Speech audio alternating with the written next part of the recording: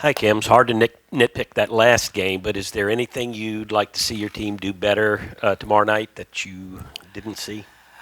Well, obviously, I'm going to always nitpick it. I just think we've just got to continue to get better defensively. I'm not looking at the score.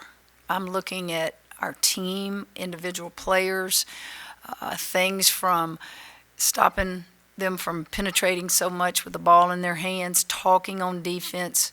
A couple of times in transition defense, we didn't pick up people. You can't ever just stop on the defensive end, and every day we just got to get better defensively.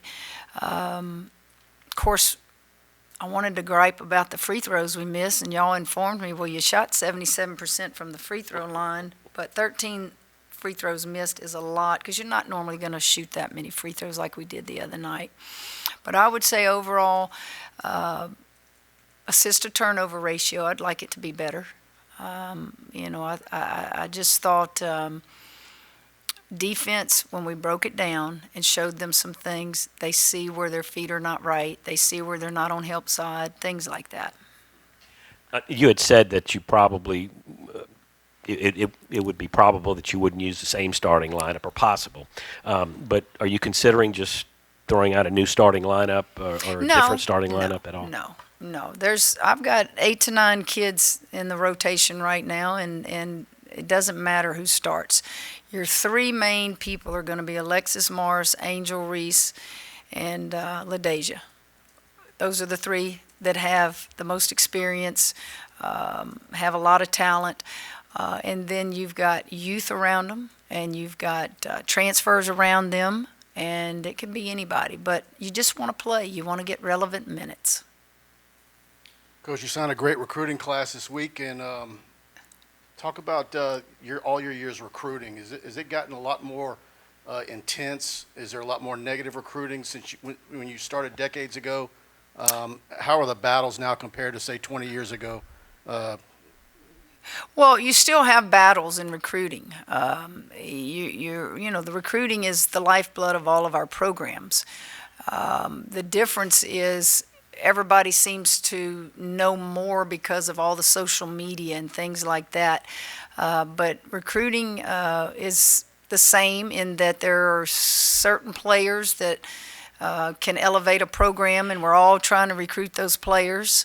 I think a big part of our recruiting, and it's always been, even when I was starting out, is you have to beat the bushes and you have to find those players that are going to be your glue players. Not just the superstars. Anybody can walk in a gym and within 5 minutes tell you who the most talented players are. We're looking for those players, obviously, but we're also looking for those players that will play a role, for those glue players, for those that will run through a wall for you, those great defensive players. It takes work. I've always said this, and I still believe this. A big difference between the women's game and the men's game is in the women's game, you have a handful of just the great, probably more than a handful, but you just have those great impact players. On the men's side, there's just hundreds of them.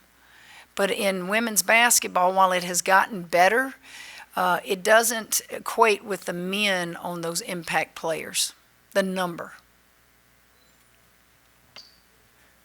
Kim, and to that point, the day that you took this job, if someone would have told you that yesterday you would have signed the top rated recruiting class, would that have been something that you would have believed the day you took this job?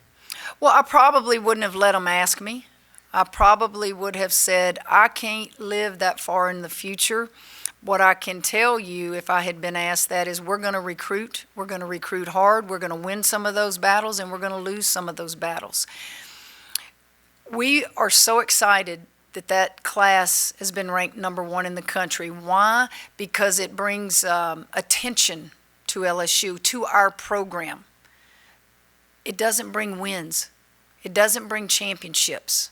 And I can say that and relate it to my first championship team in '05. Those kids didn't have numbers in front of their names. So you can't get caught up into numbers because that's someone's opinion, and you got to work. You got to evaluate what you're looking for. But we welcome the ranking because we're trying to become relevant. We're chasing people not only in our league but across the country that have established programs for long periods of time, and we're working hard. You mentioned the parallels to men's basketball recruiting. It looks like you and Coach McMahon might have a similar dilemma. I'm unaware of any men's players in Louisiana that have an offer from him, and I don't think you got Michaela obviously yesterday, but Louisiana looks like there's nobody that you have offered yet. Is the state going to yield you glue players or? Well, you think that, right? Okay. There's some things that we don't talk about publicly until, one, we're allowed to, and two, that's part of recruiting. We kind of stay close to the vest. And so this state will always have great players. If you go back to the history of my being at Baylor and I started from Faraday, Louisiana. Monique Jones came and played for me. She's got her championship ring. The list goes on. Kalani Brown, Moon Urson. I'm going to stay in this state first, and we're going to do our homework, and then we'll go to the regional area, and then we'll pick some out nationally. It comes and goes in cycles, but don't assume that is the best answer I can give you. Angel certainly showed some of her promise in game one. How has she been coming off of that as getting the coaching? I read one of the things Grant wrote was just she wanted to be coached hard by you, right? It's one of the reasons she came here. How has she been in that regard? Angel, as you guys that watch this, she's just she's just strong. She's a beast. And as I told y'all, I can't tell if she's left-handed or right-handed half the time. She just goes up so effortless and doesn't even have to jump half the time. And she's embraced what we're trying to do here, and she understands that, and she wants to be a leader, and she is one of our captains, and that was important to her. And some of the players, it's not important. It brings added responsibilities. She wanted all of that. I anticipate that every time we practice, she's going to be the same player, and she has to be. If you're going to be a captain and you're going to get all the accolades of being one of the good players, great players in the game today, with that comes a lot of recognition. Kim, do you think you could quantify how much the LSU brand means, and can you separate it from players wanting to come and play for you as opposed to, is the LSU brand still strong? Jim, it's funny you ask that because I get in these arguments with my staff. I don't view myself the way you guys view me. I don't view myself. I'm just a little country girl from Louisiana, and it'll always be that way. I don't view my comments or my statements as just impactful or carry weight. I don't view myself that way. Because if you start viewing yourself that way, then you change as a person. And I'm never going to change. We talk about, how did we do this #1 class in the country? Well, let's write the pros and cons as a staff so that the next class we get, we can still be ranked up there.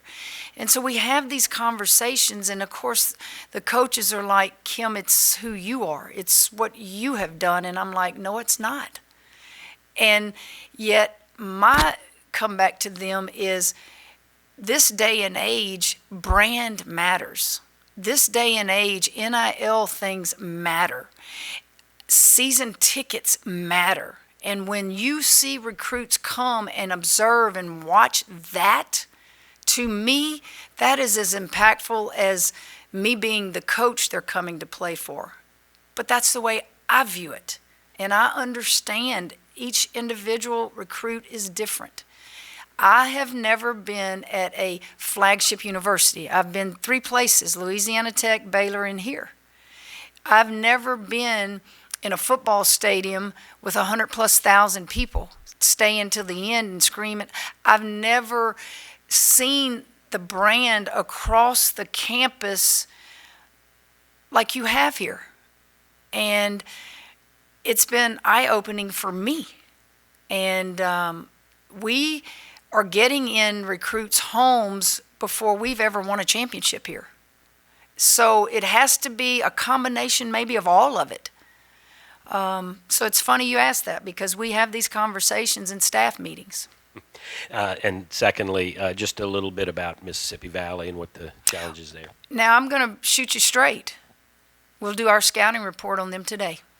So, we know that they're going to play. They played their first game last night against Mississippi State. You guys can go see the score.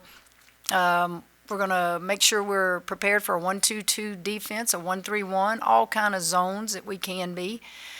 I'll say this for tomorrow's game and Sunday's game. It's about us. No matter what I see on film, no matter what we show them on film, how much we show them on film, what we do with the scouting report, this is really about us right now. It's about what we do every day. I can leave a practice and have my next practice plan ready based upon what I just saw. I may not even go think much about that last game because I need to think about things for the future. So it's about us right now getting better, and it's always going to start on the defensive end with me.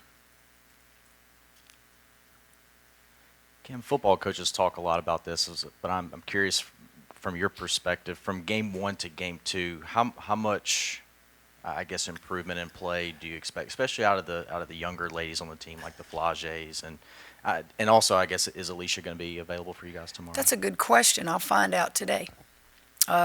She did practice some yesterday.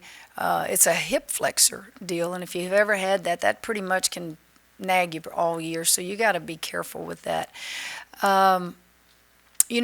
Basketball's different than football, as you guys know. That's 11 weeks, and you got a week in between games. Our sport, as you're seeing, we're going to play games boom, boom, boom. I don't know that you're going to see the vast improvement after 1 or 2 or 3 or 4 or 5 games. It's too jammed in there. Give me time. Give me time and evaluate this team months and months down the road. You can't evaluate our team, honestly, with a non-conference schedule. You can stop and evaluate individual players and what they're doing better. But I think that the tale of our team will be when we get to some of the Christmas games we play, or I should say the holiday games where it's away from the PMAC, playing against teams who have just a ton of experience. I watched Ohio State the other night against Tennessee, guys. Why did Ohio State never lose their composure when they were down double figures? There's one word. They've got 6 seniors on that team that have been playing together. They were so smooth. The ones who are not smooth and who are not smooth early are the ones that you're trying to piece it together. Like I've told you, our theme is those that have all this abundance of returning talent, they're just picking up from where they left off the previous year. Got time for a couple more questions. Yeah, Coach, but for those who haven't seen Michaela Williams play basketball, how would you best summarize the talent that's about to? It feels weird even talking about her because I've always had to say, I can't talk about recruiting. We can talk about recruiting, okay? Those 4 young ladies are going to bring excitement to us, to the program. But you specifically ask about Michaela. Strong will be the first thing you notice. You'll look at her body and she's college ready. The second thing you will notice when you watch her play is she can play anywhere, as a lot of them can, in high school. If you need her to go post, she'll go post. If you need her to bring her the ball up the floor, she can do that. If you need her to shoot a 3, she can do that. If you need to go get a big rebound, she can do that. And she's doing it within a team that's really good. They went, double, triple overtime for the state championship against Ponchatoula last year. She's very unselfish.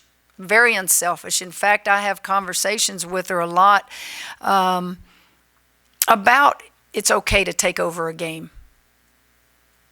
That's her mindset. She's got both parents, college basketball players.